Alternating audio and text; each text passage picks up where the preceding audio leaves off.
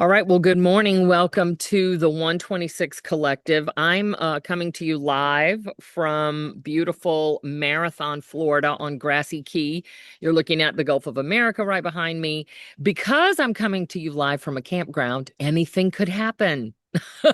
So you might see people or dogs or campers, like all of those things could happen. The folks that are in this site right here directly behind me are off for the day.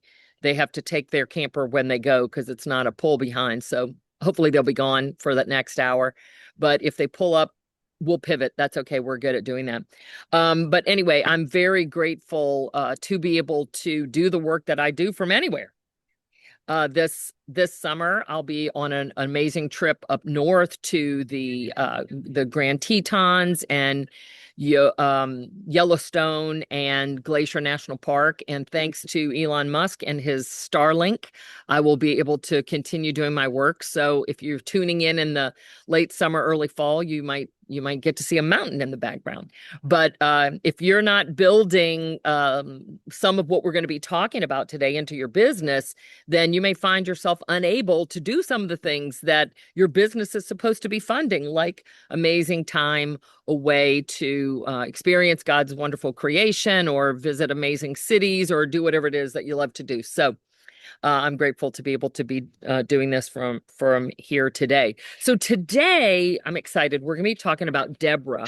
And Deborah, I'm not sure that Deborah gets preached on a lot in various churches, so I'm not sure how much familiarity you might have with Deborah, but she's interesting in a lot of ways because, all right, I don't know why it's telling you need access. Timeout. Uh, you should all have that, but let me give that share access for those of you that need it so you can download this. This is technology. Okay. But Deborah is the only female judge, So if you remember, after the Israelites get into the land that God promised to them, God sends judges to rule over them. So we'll talk a little bit about what the judges are and what they aren't, and then how Deborah shows up in that mix. But I'm going to start talking about Deborah because Deborah had a calling. But here's what's interesting. John Maxwell says that leadership is influence, nothing more and nothing less. And Deborah is a prime example of this. She moves from her calling to a level of influence that allows her to lead Israel into a great victory. So my questions to you to start is really about your own personal leadership calling. So I do believe that all of us get a calling at some point in our life. It could be with our family, it could be in our community, our churches, with our children, or with business. Most of us are going to get tapped on the shoulder and invited into the leadership conversation at some point in our lives. And I believe that's because God has wired us to not only want to lead, but to lead well and to be led well. John Maxwell says that everyone deserves to be led well.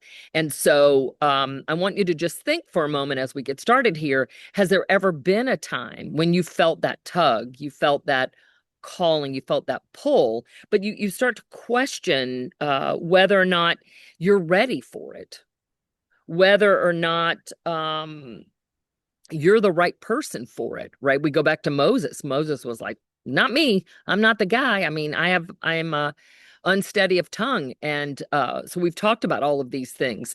But the truth is, all of us can probably identify a time in our lives when we really felt called to take the lead on something and we questioned it. We questioned whether we were the right person, whether we were ready. We wondered if God maybe made a mistake. Or we tried to talk him out of it. Has anybody ever done that? Like, it's not me. I don't want to take this role. Yeah, I was the leadership director for our First Impressions ministry at my church. It was a team of about 90 people. It's all the greeters, parking lot attendants. And when I was asked to do it, immediately I thought, well, sure, yeah. I mean, I study leadership. I'm part of the John Maxwell team. I've been a leader for a long time. This will be Obviously, I always tell people I ate a giant slice of humble pie about 5 minutes into it, and then I started trying to talk God out of it. I'm like, no, this is clearly not for me. You must have made a mistake. Maybe there's another Angie in church or somebody else we could call on. But I think have we all had that experience at some point? You're like, yeah. So I think that is pretty common. So most of us have been there, and the pattern is very predictable, right? The assignment feels bigger than maybe where we are right now. The timing is inconvenient, and our confidence feels non-existent or lacking, right? I think everyone has been in that situation. But here's the truth, and you've probably imagined this on a bumper sticker, but you've heard it a million times. God doesn't call the equipped, he equips the called. Everybody's heard that? It's like sounds really good on a bumper sticker. And then living it out, we've all said it, right? And then living it out when it's us, it can feel very different. So with Deborah, she's not just called, she goes through a progression of leadership. And that's what we're going to talk about today. But first, I want to set the stage for you so that you'll know kind of where we are in the story. Remember, everything in the biblical story is about context. We have to understand what was happening then and there. It's very different.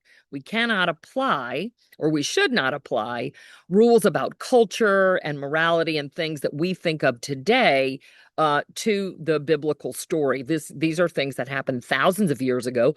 God met the Israelites where they were, where their culture was, where politics, history, and everything was. So it's easy for people to make these sweeping judgments about what was going on in the Old Testament and then dismiss the whole story. I want to mine deeper and see what we can learn from this.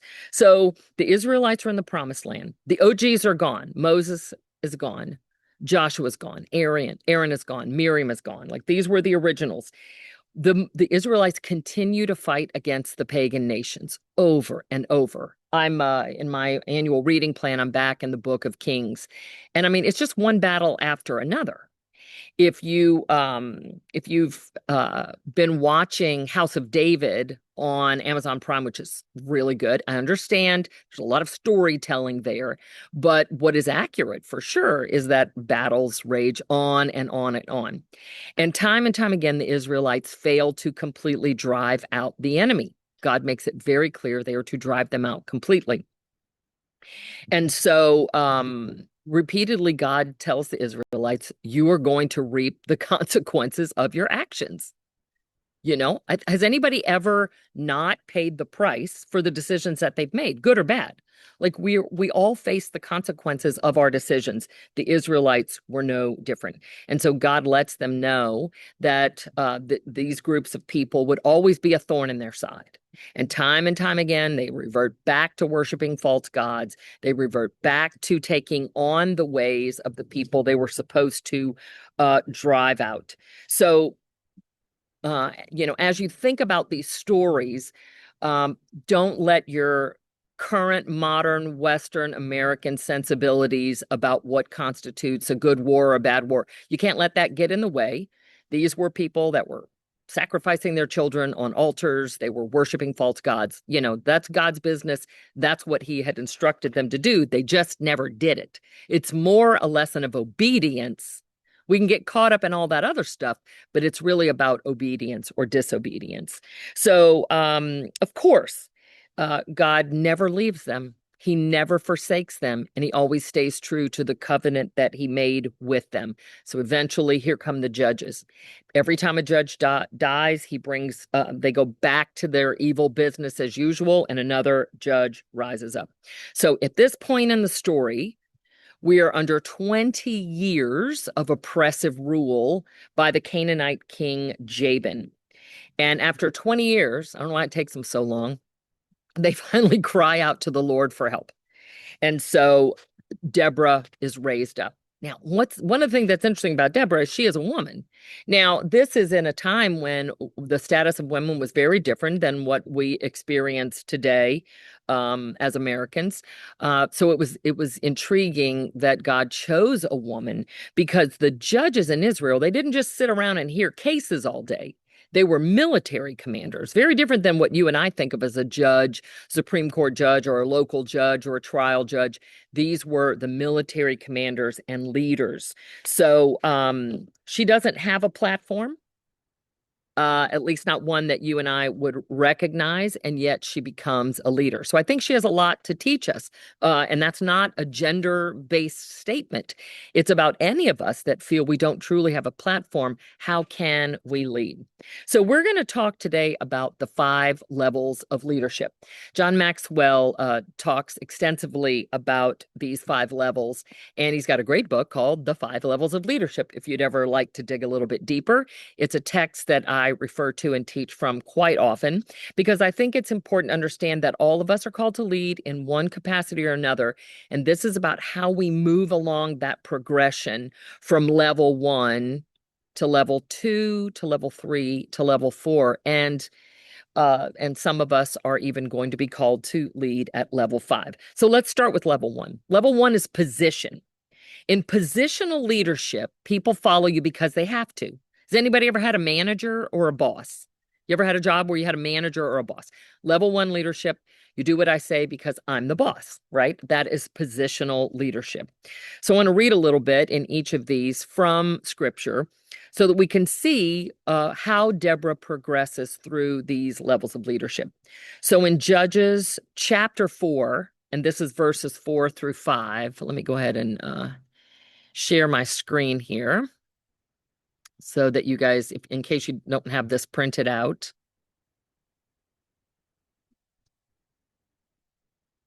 you can follow along with me.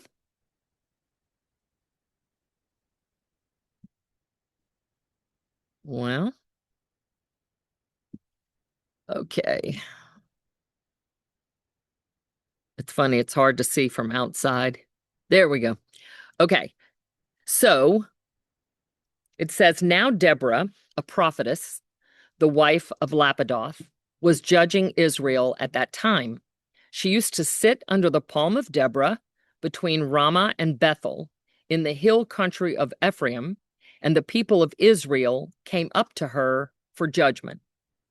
So Deborah is a prophet. She's a judge. She's a military commander. This is the ultimate level of leadership in Israel at the time. This is before the time of kings.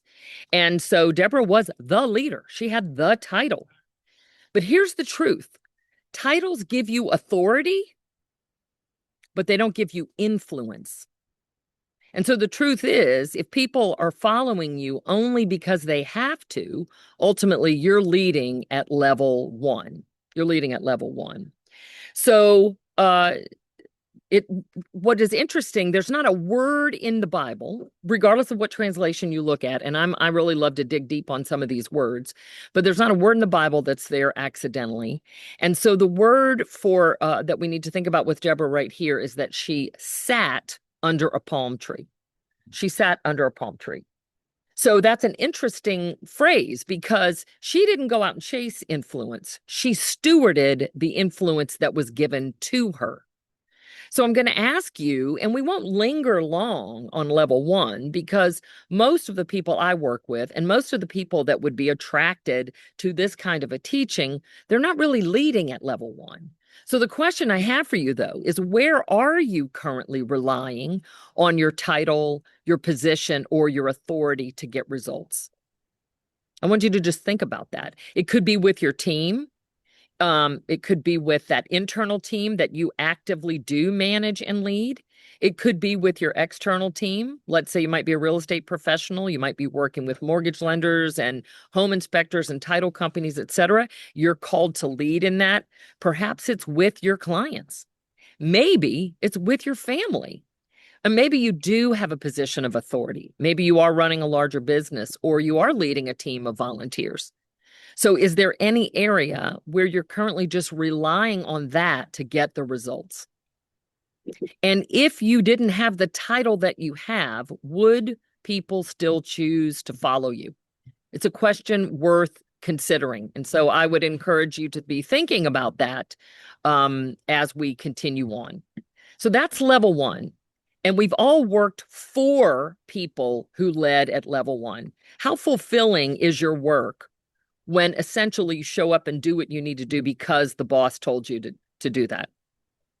Like, I don't think anyone finds great or long-term fulfillment. And truly talented people want to be challenged beyond just being told what to do. So we want to move as quickly as possible, just like Deborah did, from level 1 to level 2. And level 2 leadership is permission. People follow you because they want to. They want to follow you. And so one day, Deborah calls for Barak.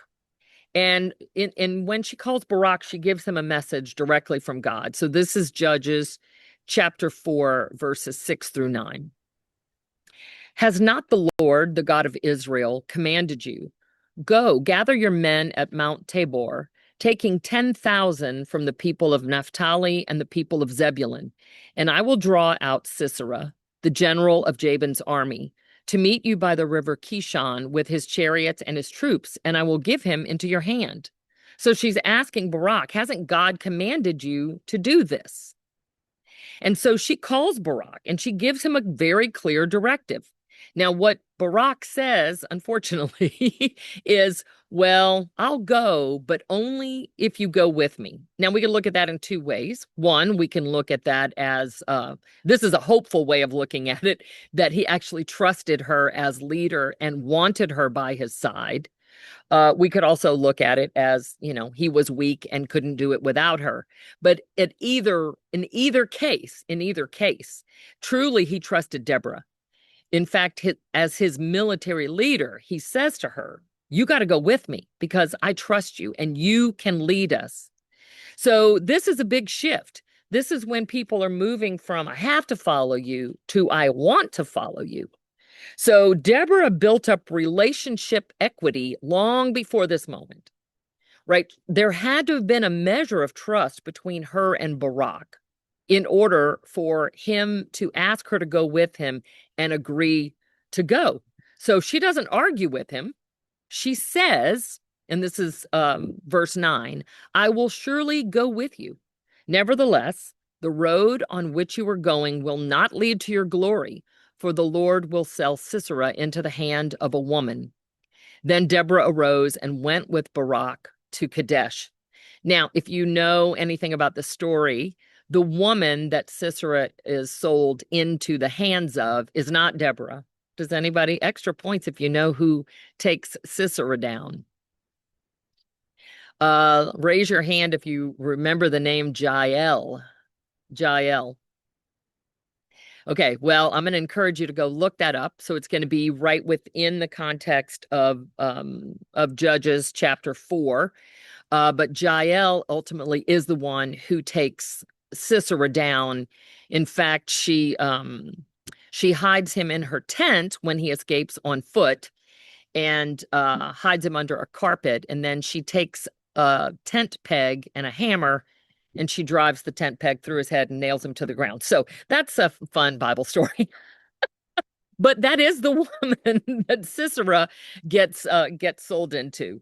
So anyway, side note, but interesting if you want to check that out. There were some really brave women back in those days, and she's one of them.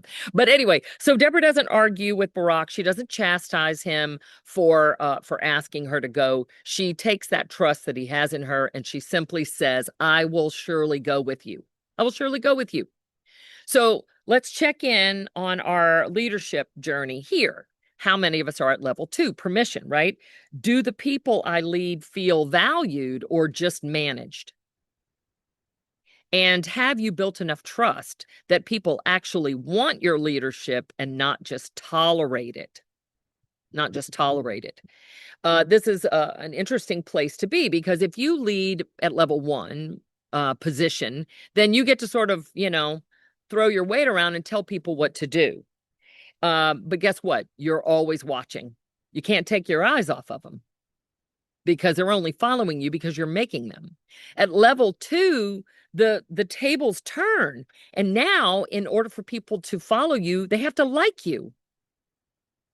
Now I know most of the people probably on the screen today. And so there's always one in every group. But how many of you Uh, um, how many of you understand that if you have to constantly be on and have to get people to like you, love you, and accept you every minute of the day, how many of you can recognize that's exhausting? Some of you are just nice and you love for people to love you. Maybe you're a high I or high S on the disc and you're a people pleaser and you don't like confrontation or rejection. And so you're always nice to people. In fact, so much so that sometimes you become the doormat. Now, there's a few of you that would never make it in permission-based leadership for very long because you're not interested in whether or not people like you. You just want the job to be done. There's always somebody in every crowd. But most of us understand that if in order to get people to follow us, they have to like us all the time, we're doomed. Anybody ever had a bad day and didn't find that you were very likable? But you still needed to get things done. Did anybody ever have to move through a bad day? Getting results for your clients, for your team, for your organization, whatever it might be, in a place where you didn't feel like people wanted to follow you. So you can see how somebody who's kind of stuck at level 2 vacillates between 2 and 1. They can stay in 2 as long as they feel great. But if they have a bad day, they got to resort to level 1 and sort of force people. Like, it's not a fulfilling place to be as a leader. Would you agree? Yeah. The truth is, though, it is a necessary step. You don't get to skip any of these levels. It's like your own personal development. I don't know that a child can learn to run before they learn to walk. So these are necessary parts of the journey. This is just about recognizing, where am I in the journey? And by the way, there are benefits and there are drawbacks to each of these levels. So let's look at level 3. Level 3 is production. And in the production level of leadership, people follow you because of what you've done and frankly, what you do. So let's go back to Deborah. They go into battle, and here's the result: victory. Victory. And truthfully, for this story, it's not because Deborah was the strongest. She wasn't even the one fighting. She was the leader. But because she was confident in the one who sent her, right? This was a divine appointment. And so after the victory, she sings, and she sings about what God did. So this is Judges chapter 5 is the Song of Deborah. And so I'm just going to read you a snippet of this so you can, get a sense of how Deborah processed this victory. She says, "Hear, O kings, give ear, O princes. To the Lord I will sing. I will make melody to the Lord, the God of Israel. Lord, when you went out from Seir, when you marched down from the region of Edom, the earth trembled and the heavens dropped. Yes, the clouds dropped water. The mountains quaked before the Lord, even Sinai before the Lord, the God of Israel. In the days of Shamgar, son of Anath, in the days of Jael, the highways were abandoned and travelers kept to the byways. The villagers ceased in Israel. They ceased to be until I arose. I, Deborah, arose as a mother in Israel. When new gods were chosen, then war was in the gates. Was shield or spear to be seen among 40,000 in Israel? My heart goes out to the commanders of Israel who offered themselves willingly among the people. Bless the Lord." So this is her song. This is her song. And she's singing about God, and she's singing about the commanders, those who offered themselves willingly. She sings about her role as mother of the people. So this is where leadership gains credibility, and that's through results. Results. They got results. So here's the trap of that, of course. And think about this in your own leadership journey. Success can turn you into a hero instead of a leader. So Deborah's not singing about herself. She's singing about God's faithfulness and the leadership, the people who had to go out and actually fight the battle.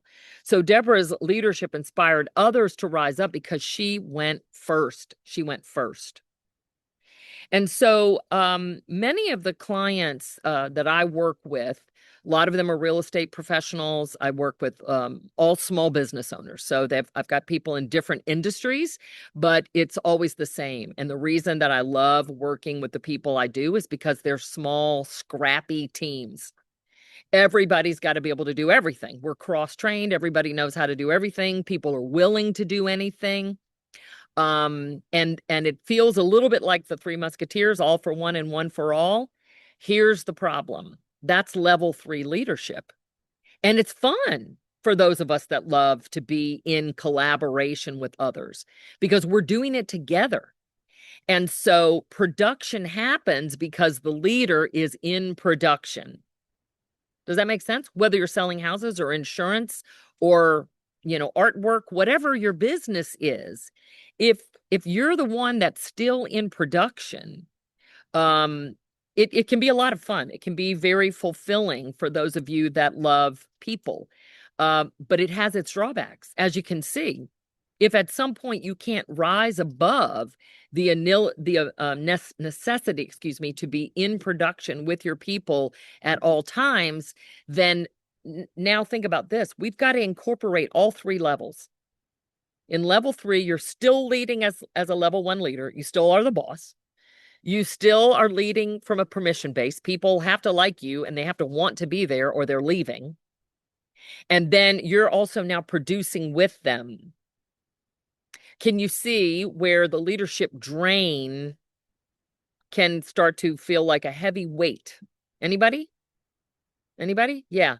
You can start to feel like, wow, first of all, I have to tell everybody what to do, but then I have to do it in a way that they want to do it so that they will like me. And I have to go do it with them. You can see that level 3 is where a lot of people get stuck, especially in the world of people that I work with, because their business tends to have their name on the sign. It's their name on the front door. They are, in a sense, an expanded personal brand. And so they feel that need to be in production, to be out there in the field, doing the work with the team. They got to make sure everybody likes them enough to want to stick around, and then they still got to tell them what to do. Like, that's a drain. And so it's important that we figure out, how do we move on from there? But before we do, let's just check in. So my questions for you are, is my leadership producing consistent results or constant effort? Are there seasons in your business where effort is going to outweigh results? Yeah. Are there times, though, that if you don't start seeing results from those efforts, you can see how you just start working harder, sometimes harder than the people that are on your team? And so now you're struggling through all 3 levels of leadership and putting constant effort into it. It can be exhausting and draining. This is why so many people end up leaving small businesses, and why they can fail if you don't get the right people in place. We all understand that. But when my name's on the sign, when my name's on the door, it can feel like I can't let go. So the question I want to ask next is, have I built something that depends on me or something that grows beyond me? Right? Because that's where we can start to move out of level 3. And that's where we get to level 4, which is people development. And in level 4, people follow you because of what you've done for them. So when Barak hesitated, Deborah could have just said, get out of the way, I'll lead the troops. But she didn't. She actually developed him, right? She said, I'll go with you. I will go with you. And so if you read the rest of the story, you'll see that Barak knew exactly who he had to call together. She told him where he needed to go, how to position the troops, and eventually they go in and win the battle. And I would encourage you to read these chapters just to flesh out the rest of the story, because it's a wonderful story about what happens when true leaders step up. So she went with Barak. She called him up, right? She called him into a higher version of himself because he didn't want to go. And then she helped him step into that assignment. So I'm going to refer back to the Song of Deborah, and this is verses 12 to 13. She says, awake, awake, Deborah, awake, awake, break out in a song. Arise, Barak, lead away your captives, O son of Abinoam. Then down marched the remnant of the noble, the people of the Lord marched down for me against the mighty. So great leaders don't win. They raise up other leaders. That is truly, when we move into people development, We no longer have to carry the weight. We may still have the position of leader. We may still, I mean, obviously, we have to create an environment where people want to be a part of our team. And there are certain measure of production we're going to have to do.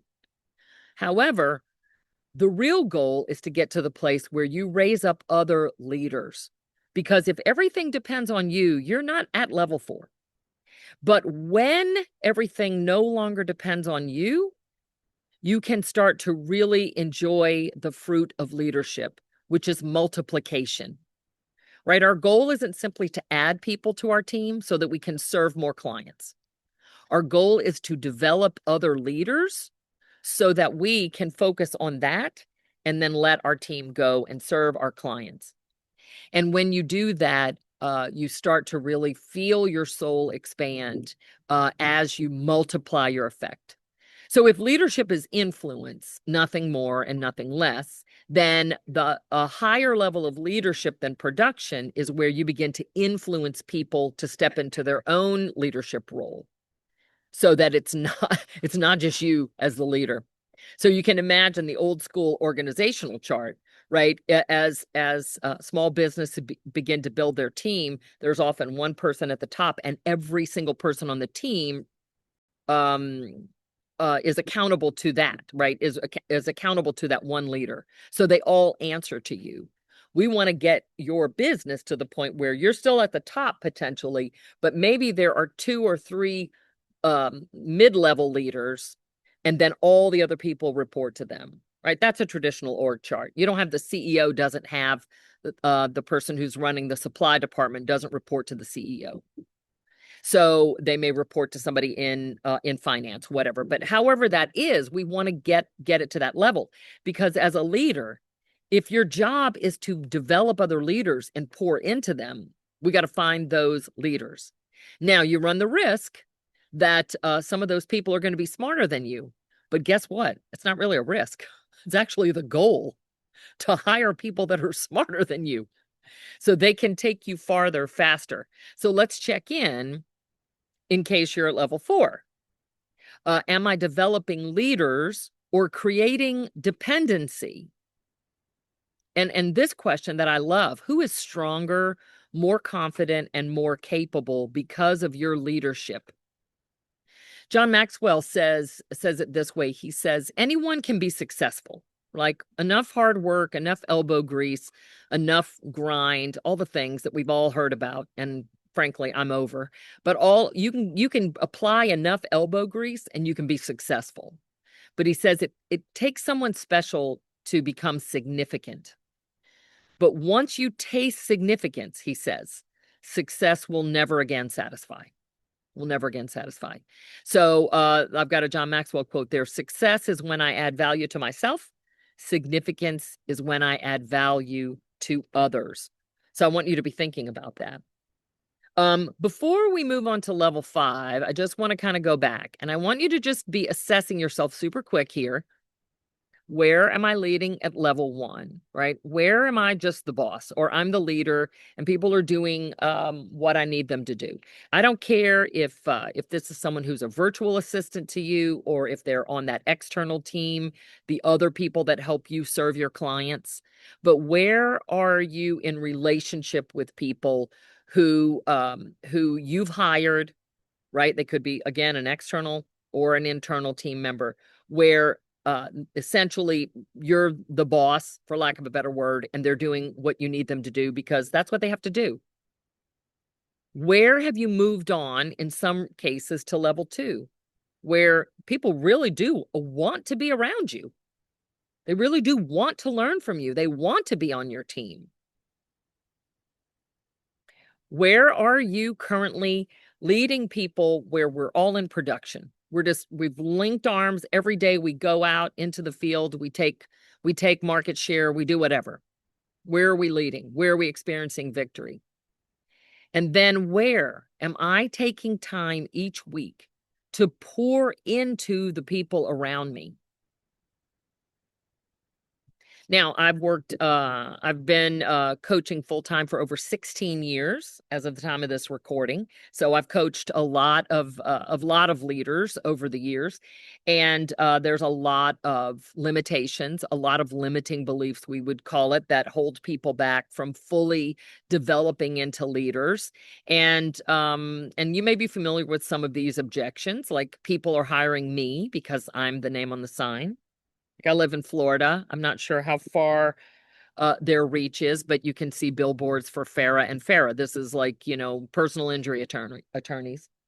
And I don't think anybody really thinks they're going to pick up the phone and call that 1-800 number and talk to Farah or Farah. Like they're talking to the people that are working for them. But a lot of people believe that because my name's on the billboard, people are only gonna work with me if they work with me. That's a limiting belief. Those of you watching that are in the real estate world, and if you're not, I'll share this anyway. This comes from page 60 of a book called The Millionaire Real Estate Agent. And it's sort of seen as um, not to be disrespectful, but we see it as like the Bible of real estate. Like it'll tell you how to run a real estate business, no matter, who you are. It's written by a man named Gary Keller. And what he says on page 60 is that he says, if you don't get anything else out of this book, get this. That's pretty important. I always tell people, go to that page in the book if you have it and underline that. If you don't get anything else out of this book, get this. People, it's not that people need to work with you. It's that the standards that you represent can be systematized and they can be taught to other people and delivered at a high level. So stop thinking that it's all about you. It's a hard place to be because most people in the fields that I work in, they build their business based on their own ability. Guys, by the way, true confessions, I'm no different. I'm a company of one. People are hiring Angie Bell. So the thought of having someone else that could come and do what I do with other people, it's hard for me to wrap my brain around. However, if I truly wanted to grow my business, I would have to get to that level. And at that point, it would be more important that I pour into those people than that I focus on the people that I used to coach, right? So it's the same thing, regardless of your business. You can look at Ritz-Carlton as an example, or Starbucks, or any of these large corporations that have a higher end brand, that have very systematized, structured platforms that can be taught to people without a whole lot of skill or education or any of those things. And so the truth is, you've got to set the standards. You've got to know what your values are. You've got to be able to articulate that. Then, yeah, you got to systematize it. But then you teach it to those people. You pour into those people and let them go serve your clients. So let's talk about level 5. So you may be in different levels, depending on, who we're talking about, depending on what part of your business we're talking about. You may be leading at level 1, 2, 3, and hopefully 4. The goal is to get to 4. There's a lot of freedom. There's a lot of satisfaction to be at level 4. Level 5 is the ultimate level of leadership, and level 5 is personhood. People follow you because of who you are. Now, truth be told, this is about identity. So this is Jesus, right? These are those leaders, people that lead at a high level. I use Mother Teresa as an example of level 5 leadership. Tony Robbins has said that she was the wealthiest person that ever lived, not because she had a penny to her name, but if she said, I would like to build a hospital in a particular city, all she had to do was pick up the phone, and some wealthy individuals were going to make that happen for her. That was true wealth. Talk about leadership. And so not everybody gets to this legendary level of leadership. We could say David, although he wasn't perfect, at one point, that is why people chose to follow him, because of who he was. He was the anointed one. So it doesn't mean you don't make mistakes. It just means this is the highest level of leadership. So in Judges chapter 5, Deborah is called a mother in Israel, a mother in Israel. So that's not a title, that's her identity. That's her legacy. So this level is earned over time through three things. Number one is character. Number two is consistency. And number three is calling. So you get to level 5 leadership over time if you develop your character and you allow your character to be developed and shaped. If you are consistent, you keep showing up. It doesn't mean you do it perfectly, but you keep showing up as you're being molded and formed.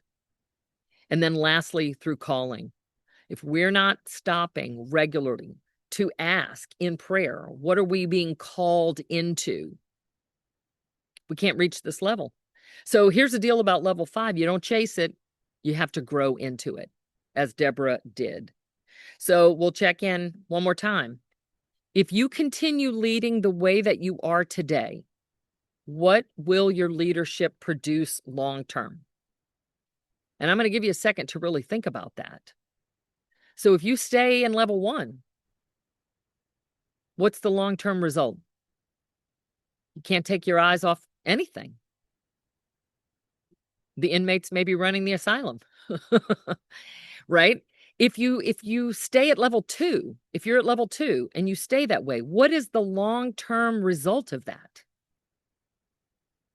You run the risk that you have a bad day or a bad week or a bad season and everyone deserts you. I don't know how old you are if you're watching this. You're going to have a bad day. You're going to have a bad week, a bad season. So if you're stuck at level 2, you may find yourself alone. If you're stuck at level 3, you're never getting a day off. Some of you know that feeling all too well because that's where you are. You love what you do. I don't want to take that away from you. I want you to do what you love to do. But if you're stuck at level 3 in production, you just don't get a day off. You certainly don't get to enjoy this view for a month or a week. Ultimately, if you get to level 4, look, hallelujah, I'm with you. Let's just celebrate. Let's pat ourselves on the back. Let's do all of those things. And I would love for you to spend as much time as possible learning how to pour into other people. Because remember, you're not going to get to level 5 by setting it as a goal. It will only happen as you grow into it. So if you continue leading the way you are today, what will your leadership produce long term? Now, let's say you're at level 4 and you really feel like you're just doing a great job. You love your team. You love to pour into them. You're coaching them, mentoring them, supporting them, celebrating with them, correcting them, right? Talented people want to be challenged. You're giving them feedback that will help them grow. If you're doing all of that, then what will your leadership produce long term? The answer, significance and possibly personhood. So keep doing that. Keep doing that. If you're at level 4, keep going. Keep pouring into people. Will people let you down? Yes. Will you sometimes hire the wrong people? Of course. Will people change, or reveal who they truly are? Will their lives change? All the time. Absolutely. Things will happen. But you keep pouring into your people, and you may find yourself growing into or towards level 5. And that is when you begin to leave a legacy. So are you building something that lasts, or are you building something that depends on you? I'll tell you, in real estate, so I myself was a realtor once upon a time, and I got into real estate in 2006. I'm from New Orleans right after Hurricane Katrina. Some of you may have heard of it. And it was a pretty devastating time, especially since such a large portion of our inventory was underwater. It's kind of a weird thing that I decided I would sell houses when most houses were, flooded. But we could talk about that on another call. But anyway, so I've been in and out of the real estate world for 20 years now. And I've coached realtors for a really, really long time. And I will tell you that I have never in all of these 20 years met a realtor, or 16 years coached a realtor who said, I love selling real estate so much that I want to do it until I'm, 85 years old. And then one night I want to close my eyes and go to sleep and wake up in heaven. Like, I've never met anybody who thought, I just love real estate so much that I want to do it 7 days a week, 24 hours a day. I've never met that person. If you're that person, please like put it in the chat, because I want to, I want to have your brain scanned and see what's wrong with you. But, but most people do it because they do love people and they do love helping people. That's important. And I hope that's part of your calling. But a lot of people get into that business because they think, well, it's flexible. I can set my own schedule. And then they don't. Their schedule sets them. I emailed about this week. They're not running their calendar. Their calendar is running them. And so they find that now they're not that even interested in helping people. People are getting on their last nerve. They're frustrated because they can't find the right teammates. They're not getting any time away from their business to recharge. They take their phones everywhere they go. It's not what most people sign up for, truthfully. So I'm going to encourage you to be thinking about what needs to change for you. And it's going to start with your mind. It's going to start with a changed mindset, right? Whatever level I'm in today, it's not about judgment. It's about assessment. And you, like I said, you may be in different levels in different areas of your business and your life. So think about where, in the places where I'm called to lead, whether it's my business, my family, my team, my community, my church, my neighborhood, wherever it is. Where am I leading? What level am I currently leading in that area of my life? And what's next? You're not going to leapfrog over. If you're at 1, how do I get to 2? If you're at 2, how do I get to 3? If you're at 3, how do I get to 4? If you're at 4, how can I really dig in and make the most of this so that I potentially get called into level 5? I really encourage you to just do that kind of an assessment today or this week. So we want to think about Deborah. Deborah didn't just lead in a moment. She built influence, she developed leaders, and she changed a nation. Now, it didn't last forever. We all know. The story didn't end until about 2,000 years ago. But truthfully, as people, we're still flawed. We were given the answer. We're still not doing it perfectly, but she did make a change in her lifetime. So whether you see your work as a calling from God, or a purpose that you're pursuing, or a responsibility that you've been given, you're not just building something, you're building people. You're building people. And so the real question isn't are you leading? It's just, where am I leading? And am I willing to grow? Some of you may be familiar with the story of the 3 stone cutters. So a traveler comes upon 3 stone cutters, and he goes to the first stone cutter and he says, "Sir, what are you doing?" And the guy says, "Well, I'm cutting stone. That's what I do for a living, and I'm cutting the stone." He goes to the second stone cutter and he says, "Sir, what are you doing?" And he says, I'm cutting the finest stone in the land. See how even, how perfectly straight the edges are, how perfectly level and planed. My stones are the finest stones." He goes to the third stone cutter and he says, "Sir, what are you doing?" And he says, "I'm building a cathedral." So I hope that your work is not the first stone cutter. This is just how I make a living. But let's face it, for some people, a job's a job. But I hope that even if you're at that second level, yes, I want you to hone your craft. I want you to make it as beautiful and wonderful, present the best product possible to the consumer.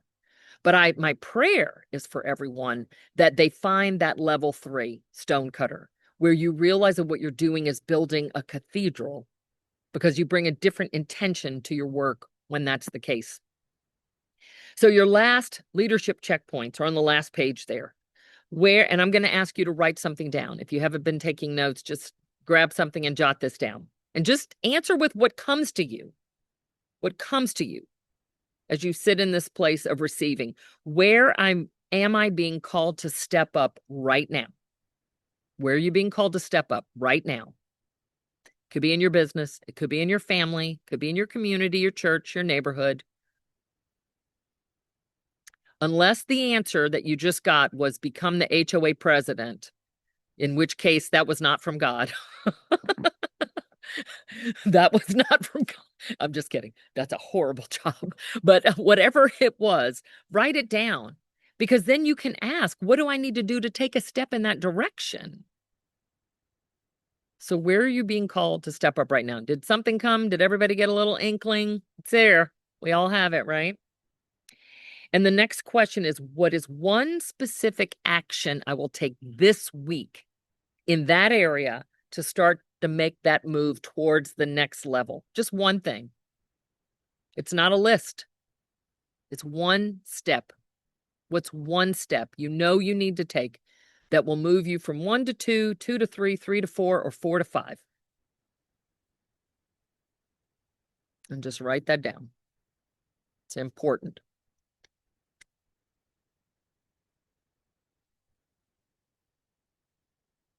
So I'll end with this. You can have a title, but not have influence.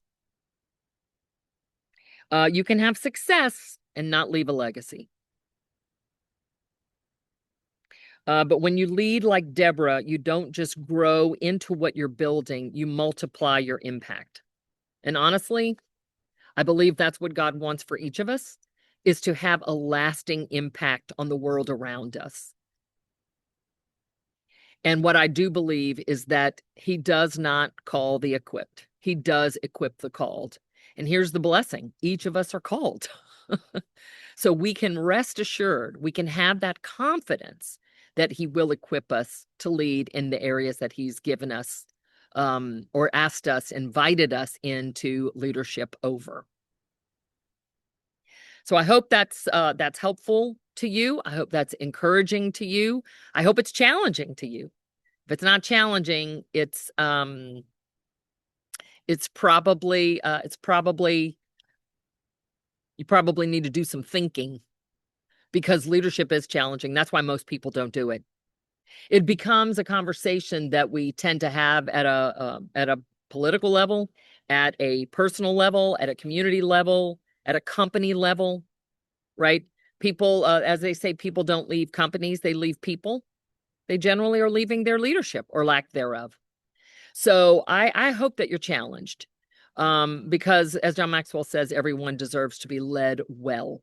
And I want you all to be great leaders. I want to grow into a great one myself. So I hope that's helpful. And I thank you for tuning in. And I hope you have a fantastic week. And I will see you in on our next session. We are going to dive into a little bit of Samson's story. Most people know Samson and Delilah and the beautiful locks of hair. Like I just envision Fabio hair, on Samson.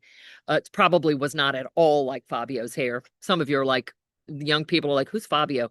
But we're going to talk about Samson, and where in his life are we challenged to see the warning signs. So have a fantastic week. See you guys soon.